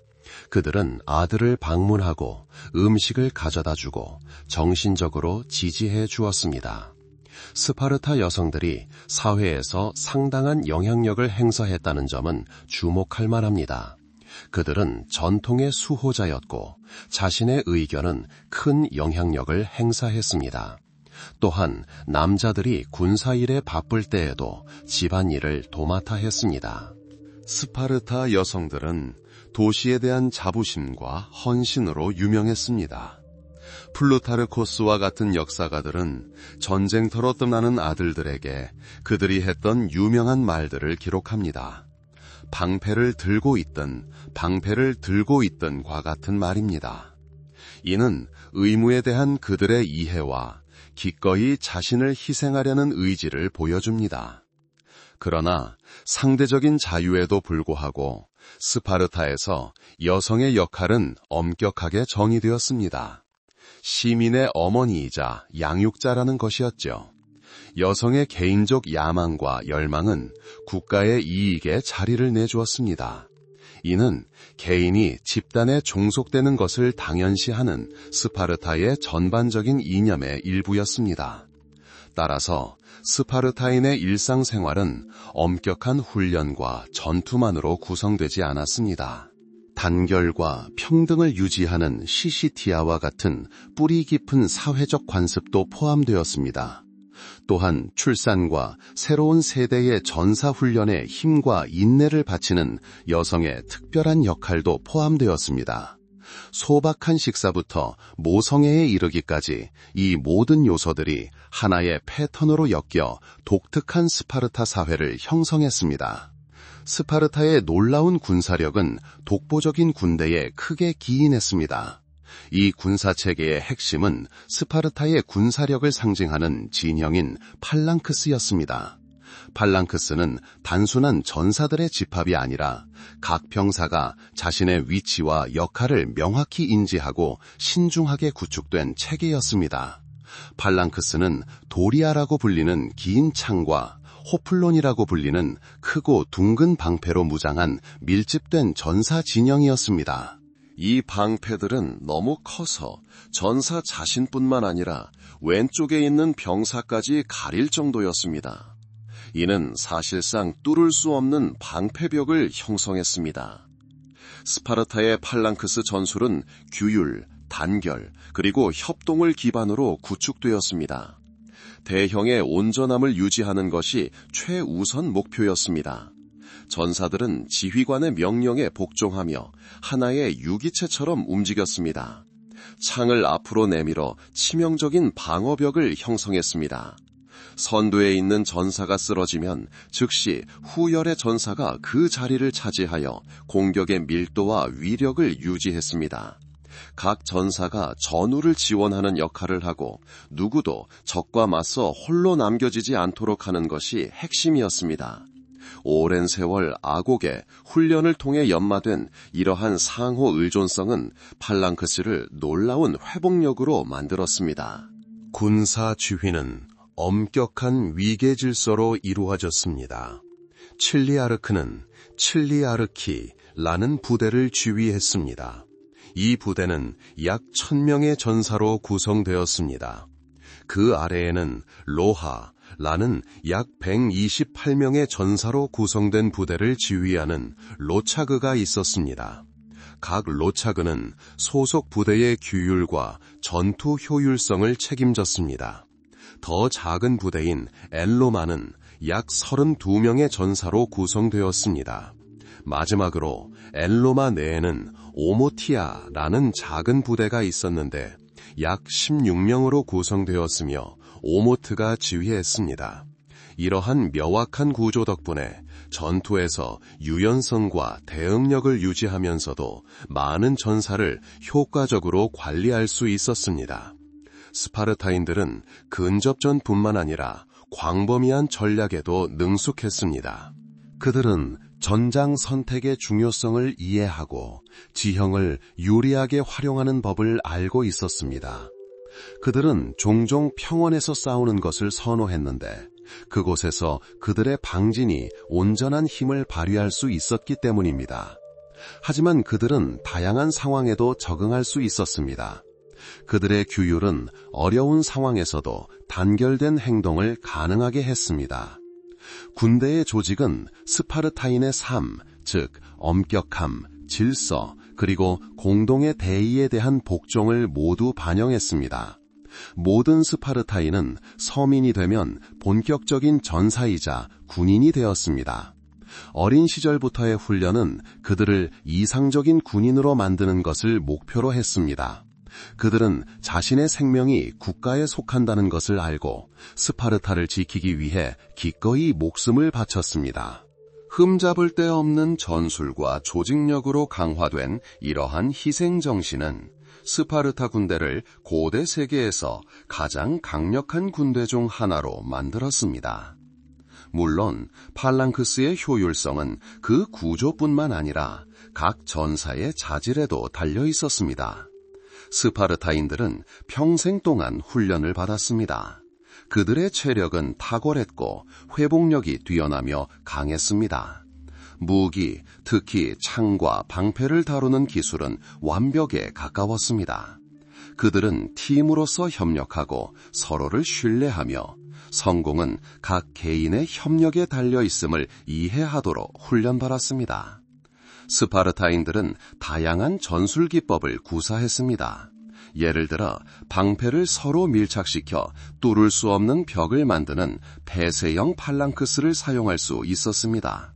또는 기동을 위해 더 열린 팔랑크스를 사용할 수도 있었습니다. 지휘관 또한 중요한 역할을 했는데 군사적 기량뿐 아니라 전사들에게 영감을 불어넣는 능력도 필요했습니다. 역사는 스파르타 팔랑크스가 그 위력을 보여준 수많은 사례를 알고 있습니다.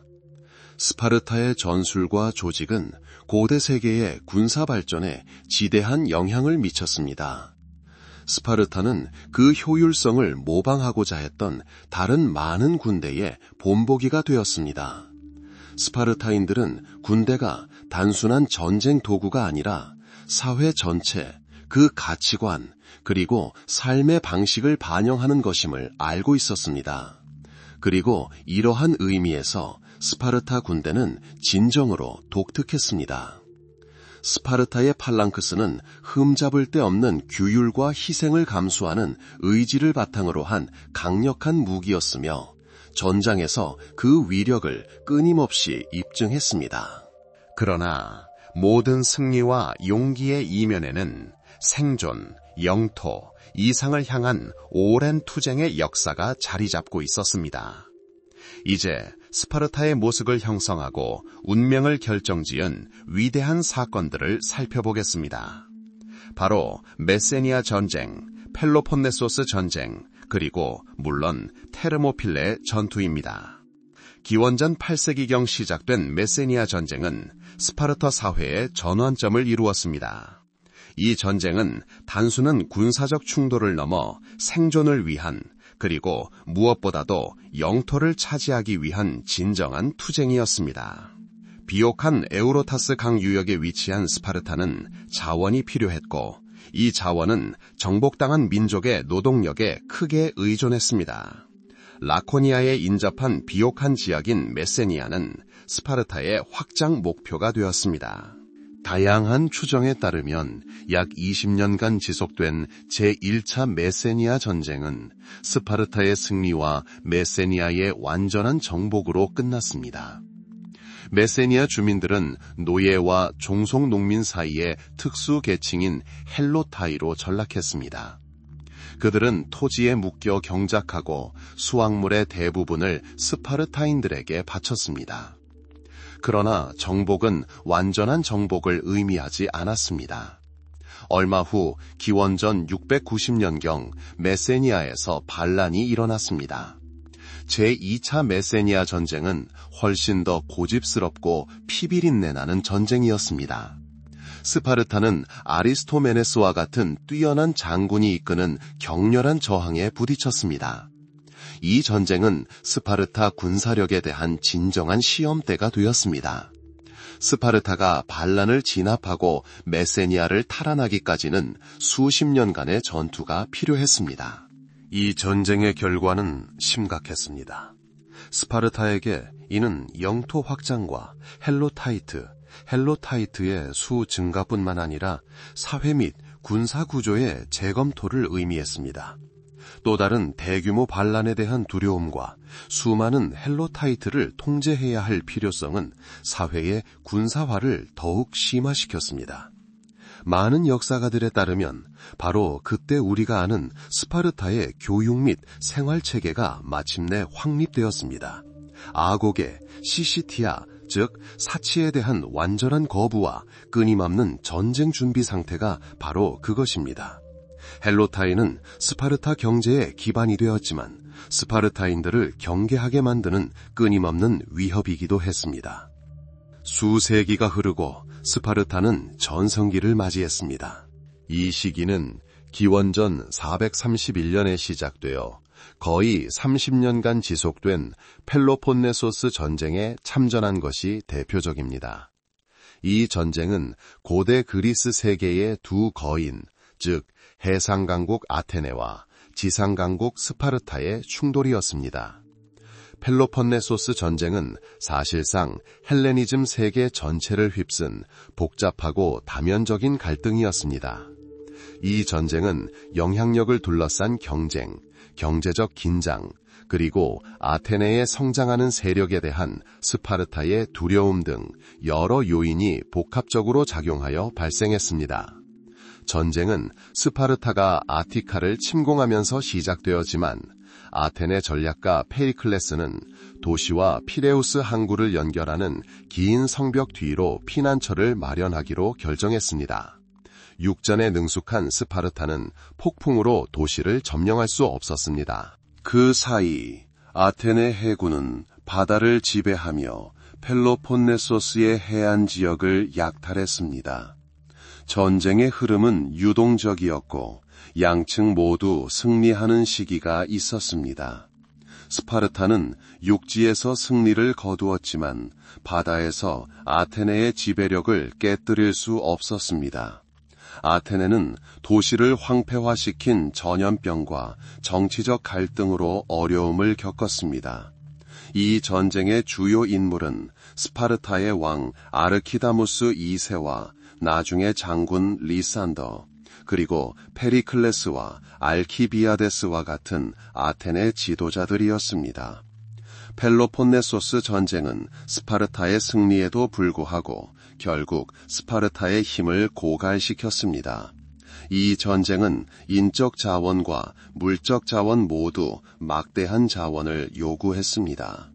내부 질서를 유지하고 영토를 방어하도록 설계된 스파르타 시스템은 광활한 영토를 아우르는 장기 공세 작전을 지속하기에는 유연성이 부족했습니다. 아테네를 격파한 후 스파르타는 그리스의 패권국이 되었지만 그 힘은 오래가지 못했습니다. 권력과 부의 분배를 둘러싼 내부 모순, 그리고 교육과 생활 방식에 대한 본래의 엄격함이 사라지면서 스파르타의 힘이 약해지기 시작했습니다. 생존을 위한 투쟁과 삶의 방식을 지키려는 이러한 상황에서 자기 희생과 용기의 상징이 된 이미지가 등장했습니다. 바로 테르모필레 전투입니다. 이 전투는 기원전 480년 그리스 페르시아 전쟁 당시 벌어졌습니다. 페르시아 왕 크세르크세스는 대규모 군대를 이끌고 그리스를 침공했습니다. 스파르타는 레오니다스 왕이 이끄는 소규모 동맹군과 함께 테르모필레의 좁은 협곡을 점령하여 페르시아의 진격을 지연시켰습니다. 압도적으로 우세한 병력을 보유한 페르시아군은 그리스 진지를 공격했습니다. 테르모필레 협곡은 이상적인 방어 거점을 제공하여 소수의 전사들로도 대규모 군대를 막아낼 수 있었습니다. 뛰어난 회복력과 군사력으로 정평이 나 있던 스파르타군은 놀라운 용맹함으로 싸웠습니다. 그들은 다른 그리스 도시들이 방어를 준비할 시간을 벌어주는 것이 자신들의 임무임을 잘 알고 있었습니다. 전설에 따르면 스파르타인들은 최후의 한 명까지 싸웠다고 합니다. 그들의 불굴의 의지와 헌신은 그리스 전체에 귀감이 되었습니다.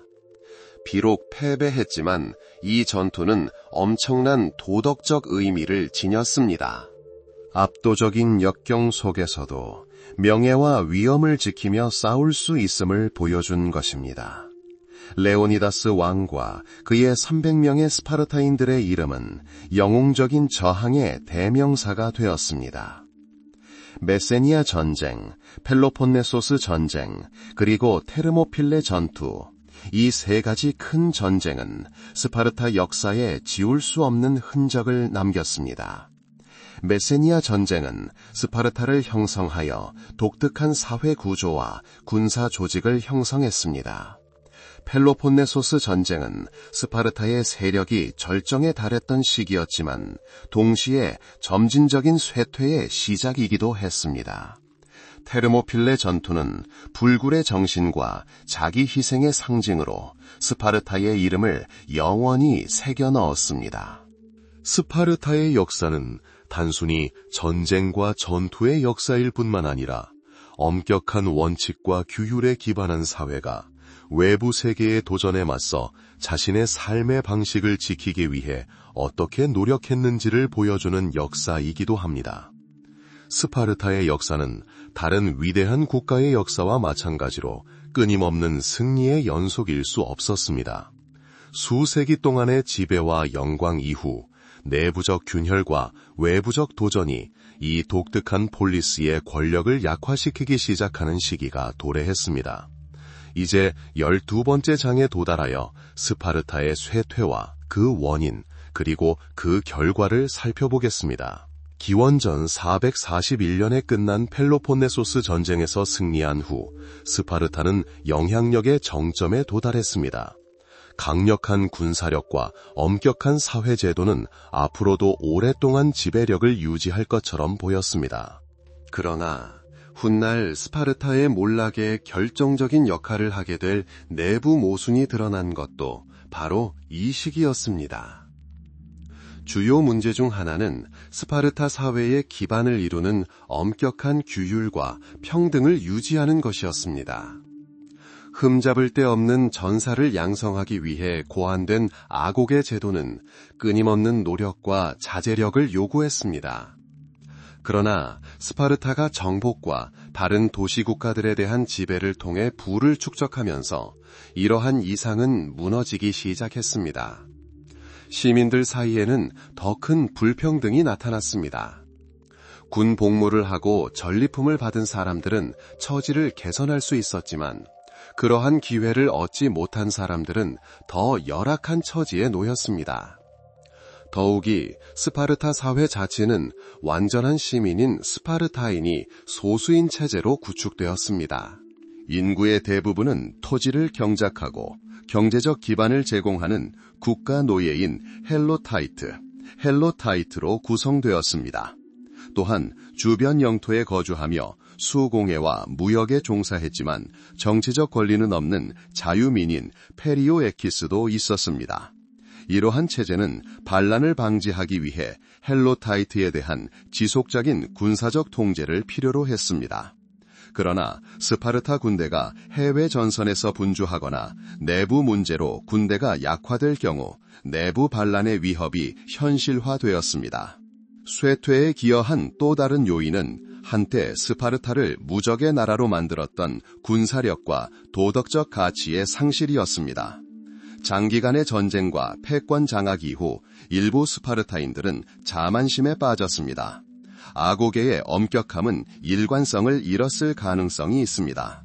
역사가들은 후기에 이르러 스파르타 시민들이 규율이 약해지고 이전 세대의 관습이었던 궁핍에 대한 준비가 덜 되었다고 지적합니다. 리쿠르고스의 엄격한 법률에 따라 사는 대신 일부 사람들은 자신의 이상과 양립할 수 없는 개인적인 이익과 사치를 추구하기 시작했습니다. 경제적 변화 또한 한몫했습니다. 공동 식사 시스템, 즉 시시티아는 모든 시민이 기여하도록 요구했습니다. 그러나 경제적 불평등이 심화되면서 일부 시민은 이러한 기여를 유지하는 데 어려움을 겪거나 불가능해졌습니다. 이는 스파르타인들에게 매우 중요했던 공동체 의식과 단결심을 약화시켰습니다. 스파르타는 대외적으로도 새로운 도전에 직면했습니다. 아테네가 약화되면서 그리스 정계에 새로운 세력이 등장했습니다. 예를 들어 테베는 강력한 경쟁자가 되었습니다.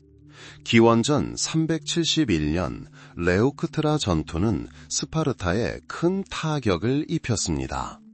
무적이라 여겨졌던 스파르타 군대는 테베 장군 에파미논다스에게 참패했습니다. 이 패배는 스파르타의 군사적 위상을 떨어뜨렸을 뿐만 아니라 스파르타의 우월성이 절대적이지 않음을 보여주었습니다. 레우크트라 전투 이후 스파르타는 영토와 영향력의 상당 부분을 잃었습니다. 이에 테베인들은 헬로타이트인들을 해방하고 그들의 독립을 지지하기 시작했으며 이는 스파르타의 경제와 사회 구조를 더욱 약화시켰습니다. 스파르타는 점차 고유한 특성을 잃기 시작했습니다. 완전한 시민, 즉 스파르타인의 수는 꾸준히 감소했습니다. 이는 시민권을 유지하려면 일정량의 토지를 소유하고 시시티아에 세금을 납부해야 했기 때문입니다. 경제적 압력과 토지 상실로 인해 많은 스파르타인들은 지위를 잃고 히포메이온, 즉 권리를 박탈당한 시민이 되었습니다. 개혁 시도는 있었지만 종종 늦거나 효과가 없었습니다. 예를 들어 기원전 3세기 초 아기스 3세는 토지를 재분배하고 시민권을 회복하기 위해 토지 개혁을 시행하려 했습니다. 그러나 그의 노력은 부유한 시민들의 반발에 부딪혀 암살당했습니다. 이후 클레오메네스 3세는 부채 탕감, 토지 재분배, 그리고 페리오에키스의 권리 확대를 포함한 더욱 급진적인 개혁을 단행했습니다. 그는 심지어 아곡의 제도를 부활시키려 했습니다. 이러한 개혁은 어느 정도 성공을 거두었지만 스파르타는 결코 이전의 권력을 되찾지 못했습니다. 결국 스파르타는 변화하는 세상에 적응할 수 없었습니다. 한때 효율성의 정점에 달했던 군사 시스템은 이제 쓸모없게 되었습니다. 다른 도시 국가들이 새로운 전술과 무기를 개발하는 동안 스파르타는 여전히 전통적인 방식을 고수했습니다. 외부 위협 또한 커졌습니다. 필리포스 2세와 알렉산더 대왕 시대에 마케도니아가 부상하면서 그리스의 정치 지형은 극적으로 변했습니다. 마케도니아 왕국이 지배적인 세력으로 부상했고 강대국 스파르타조차 마케도니아의 군사력에 저항할 수 없었습니다. 기원전 4세기 말 스파르타는 더 이상 주도적인 세력이 아니었습니다. 영향력은 제한적이었고 내부 문제는 계속 악화되었습니다. 영웅적인 과거와 특정 전통의 보존에도 불구하고 스파르타는 정치 및 군사 세력으로서 점차 쇠퇴했습니다. 스파르타의 쇠퇴는 갑작스러운 사건이 아니었다는 점을 이해하는 것이 중요합니다. 이는 내외 부속 요인이 복합적으로 작용하여 오랜 세월에 걸쳐 점진적으로 진행된 과정이었습니다. 군사력과 도덕적 가치의 상실, 경제적 불평등, 사회적 모순, 그리고 궁극적으로 더욱 강력한 새로운 국가들의 등장은 이 전설적인 도시국가의 몰락에 일조했습니다. 그러나 쇠퇴하는 와중에도 스파르타는 규율, 용기, 그리고 기꺼이 희생하는 정신의 상징으로 남았습니다. 비록 정치적 영향력은 약해졌지만 그 유산은 후대에게 영감과 매력을 불어넣으며 살아 숨쉬었습니다. 흥망성쇠를 거듭한 스파르타의 역사는 아무리 강해 보이는 국가라도 시대의 변화와 도전에서 자유로울 수 없다는 강력한 교훈을 줍니다. 전설적인 전사도시에서 과거의 영광의 그림자로 사라진 스파르타의 여정은 인류 역사를 연구하는 모든 이들에게 귀중한 교훈입니다. 스파르타의 유산은 마치 오래된 올리브 나무의 튼튼한 뿌리처럼 역사의 토양 깊숙이 파고들어 끊임없이 영향과 영감을 불어넣습니다. 도시국가의 정치적 권력이 약화되었을 때에도 스파르타의 독특한 군사 문화는 지울 수 없는 흔적을 남겼습니다. 이 흔적은 그리스 세계뿐 아니라 그 너머, 특히 로마 공화정과 로마 제국의 군사 사상 형성에서 찾아볼 수 있습니다. 실용주의자이자 뛰어난 학습자였던 로마인들은 다른 민족들의 경험을 면밀히 연구했습니다. 그들은 스파르타를 규율, 불굴의 정신, 그리고 의무에 대한 헌신의 본보기로 여겼습니다. 국가를 위해 모든 것을 기꺼이 희생하는 전사라는 스파르타의 이상은 그들에게 특히 매력적이었습니다. 로마군이 스파르타의 군대를 그대로 모방한 것은 아니지만 스파르타의 훈련 및 병력 편성 체계의 기본 원칙은 깊이 있게 이해되고 적용되었습니다. 로마인들은 스파르타인들이 수세기 동안 높은 수준의 전투력을 유지하는 능력을 높이 평가했습니다. 스파르타인들은 적은 수에도 불구하고 훨씬 더 큰 적에게 도전할 수 있다는 것을 목격했습니다. 이는 어린 시절부터 시작된 엄격한 아고게, 아거제 시스템을 통해 가능했습니다. 로마인들은 군단병 훈련 시스템을 자체적으로 갖추고 있었지만 조기 규율, 체력 단련, 그리고 부대 내 강력한 동지의 형성이라는 개념을 받아들였습니다. 로마인들은 스파르타인들의 의무와 명예에 대한 이해를 특히 중시했습니다. 스파르타인들은 간결함으로 유명했지만 그들의 행동은 말보다 더 강했습니다. 간결함으로 알려진 이러한 자질은 로마 군인과 장군들의 이상형이 되었습니다. 로마군은 무조건적인 복종, 전투에서의 용기, 그리고 동료에 대한 존중을 요구하는 엄격한 행동 강령을 고수했습니다. 이러한 가치들은 스파르타인들의 가치와 크게 다르지 않았습니다. 리비우스와 폴리비우스 같은 로마 역사가들은 스파르타의 군사 조직과 전술을 상세히 기술했습니다.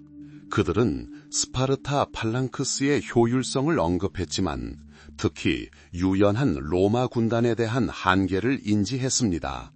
그럼에도 불구하고 각 병사가 자신의 위치를 알고 전체의 일부로서 행동하는 통일되고 규율 있는 전투 대형을 구축한다는 생각 자체가 로마인들에게 매우 중요했습니다. 로마인들은 스파르타의 통치 체계와 내부 질서를 연구했습니다. 그들은 스파르타인들이 제한된 자원에도 불구하고 어떻게 대규모 일로티아 인구를 통제하는지 관찰했습니다. 로마인들은 크립테이아처럼 급진적인 조치를 취하지는 않았지만 군사력을 확보하기 위해서는 엄격한 통제와 내부 안정 유지가 필요하다는 생각을 받아들였습니다. 스파르타가 로마 군사 사상에 미친 영향은 직접적인 모방이 아니라 심오한 성찰과 적응의 과정이었습니다. 로마인들은 군사력과 국가의 장수에 기여한다고 믿는 최고의 사상과 원칙들을 채택하여 더욱 복잡하고 다면적인 자신들의 체계에 통합했습니다. 그리하여 스파르타의 유산은 로마 제국 군사력의 토대가 되었습니다. 하지만 스파르타의 유산은 군사력을 훨씬 넘어 문화와 예술로까지 확장되어 여러 세대에 걸쳐 영감의 원천이 되었습니다. 전성기부터 특히 쇠퇴기 이후 스파르타는 하나의 상징이 되었습니다. 이상적인 전사의 상징, 굽힐 줄 모르는 의지의 상징, 압도적인 역경에 맞선 용기의 상징이 된 것입니다. 고대 세계에서 스파르타인의 이미지는 문학과 철학에서 널리 사용되었습니다. 작가와 사상가들은 미덕, 의무, 그리고 통치에 대한 자신의 생각을 설명하기 위해 스파르타의 사례를 참고했습니다. 플라톤과 같은 철학자들은 스파르타 사회의 일부 측면을 비판하면서도 시민 교육과 질서 유지에 있어서의 성과를 인정했습니다. 과묵하기로 유명한 스파르타인들은 아테네인들보다 기록으로 남긴 것이 적습니다. 그러나 그들의 행동, 공적, 그리고 삶의 방식은 다른 사람들의 작품에 고스란히 담겨 있습니다.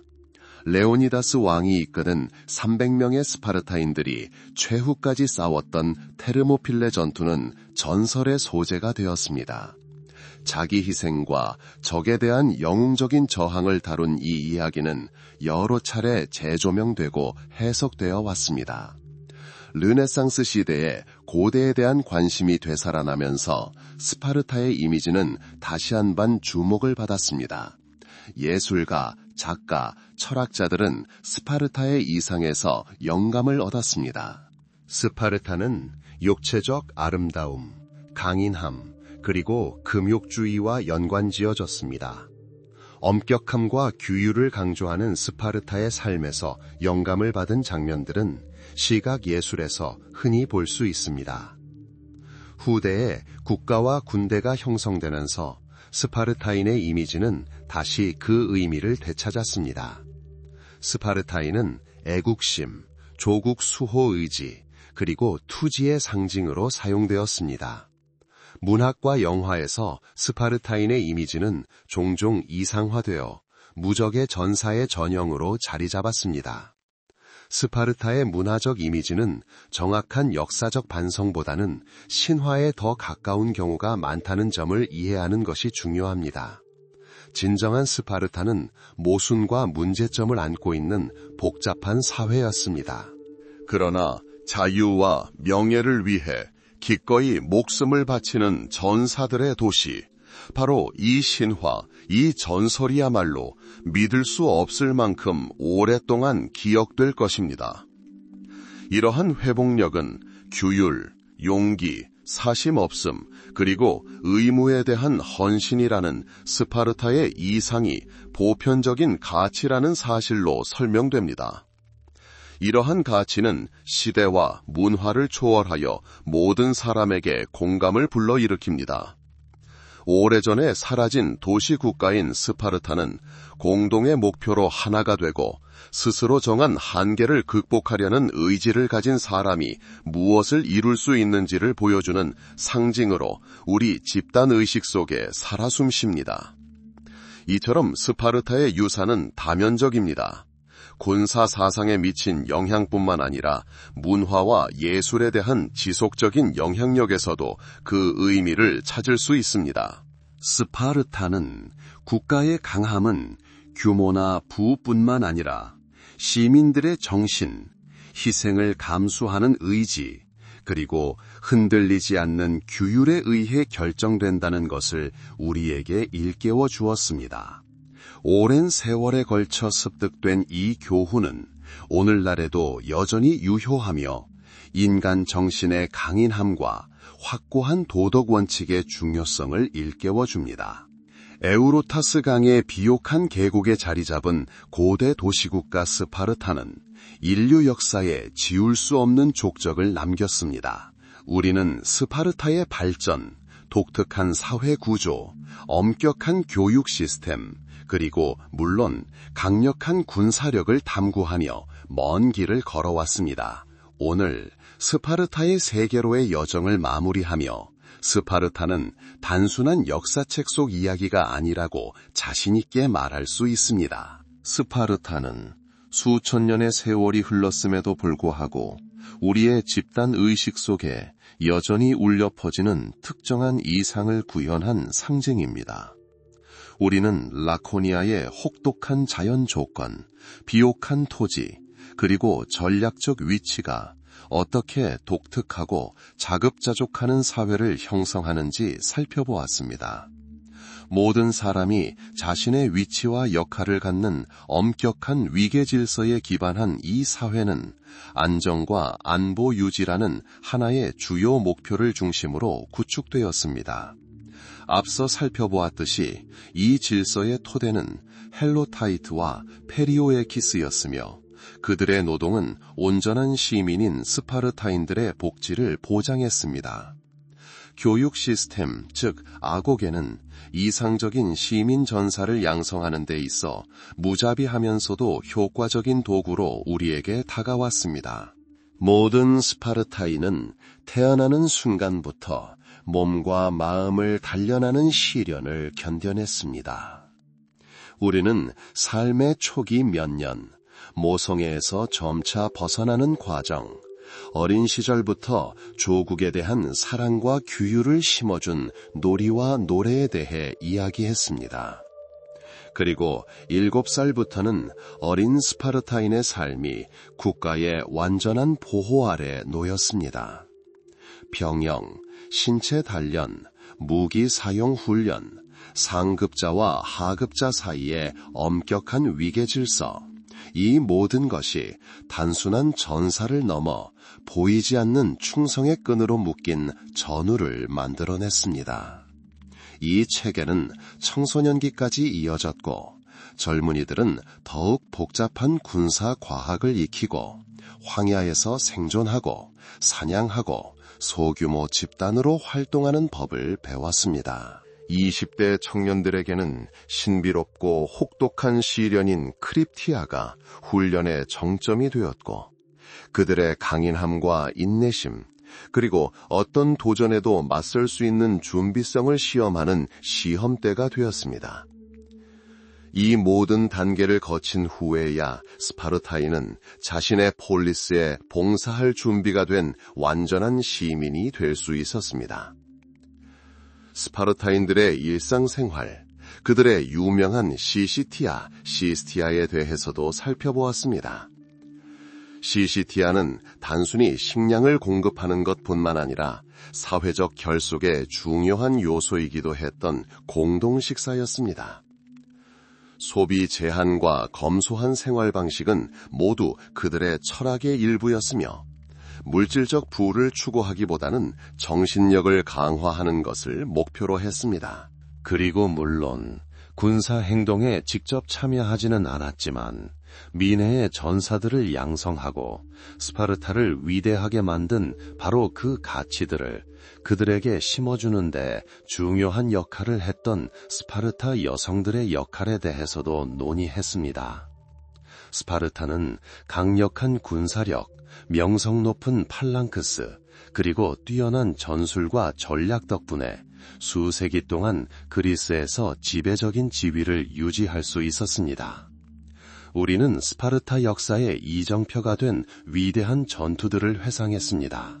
메세니아 전쟁, 펠로폰네소스 전쟁, 그리고 물론 자기 희생과 불굴의 의지를 상징하는 영웅적인 테르모필레 전투가 바로 그것입니다.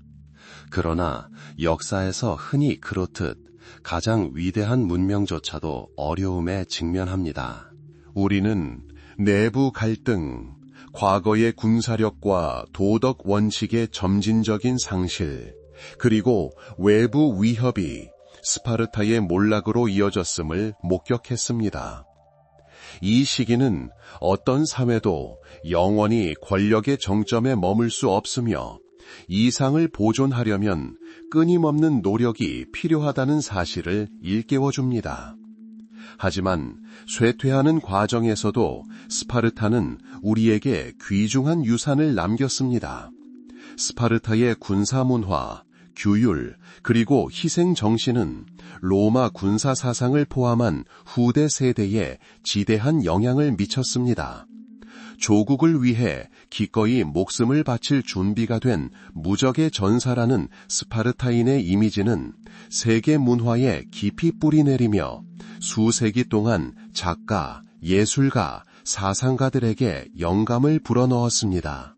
오늘 우리의 연구를 마무리하며 스파르타가 단순한 역사적 사실의 집합체 그 이상임을 다시 한번 강조하는 것이 중요합니다.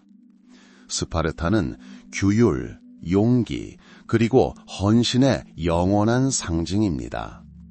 한 사회의 진정한 힘은 부나 규모가 아니라 시민들의 정신, 더 높은 목표를 향한 의지, 그리고 의무에 대한 변함없는 헌신에 있음을 일깨워 줍니다. 스파르타의 역사에서 얻은 교훈은 오늘날에도 여전히 유효합니다. 끊임없이 변화하고 도전과 어려움이 불가피한 세상에서 규율, 인내, 그리고 기꺼이 희생하려는 의지는 여전히 중요한 가치입니다. 스파르타는 자기 개발, 탁월함 추구, 그리고 자신의 이상에 대한 헌신이 강하고 회복력 있는 사회를 건설하는 길이라는 것을 우리에게 가르쳐 주었습니다. 이러한 영원한 가치의 구현체인 스파르타의 모습이 우리와 함께 하기를 바랍니다. 공동의 목표로 하나가 되어 최고의 이상을 위해 헌신할 준비가 되어 있을 때 인간이 무엇을 할 수 있는지를 상기시켜주는 이미지가 되기를 바랍니다.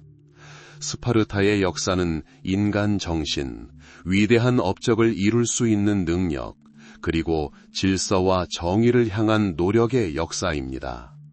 그리고 이제 과거로의 여정이 마무리되는 이 시점에 이 지식, 스파르타 문명에 대한 이 이해가 여러분을 평화와 평온의 세계로 안내하기를 바랍니다.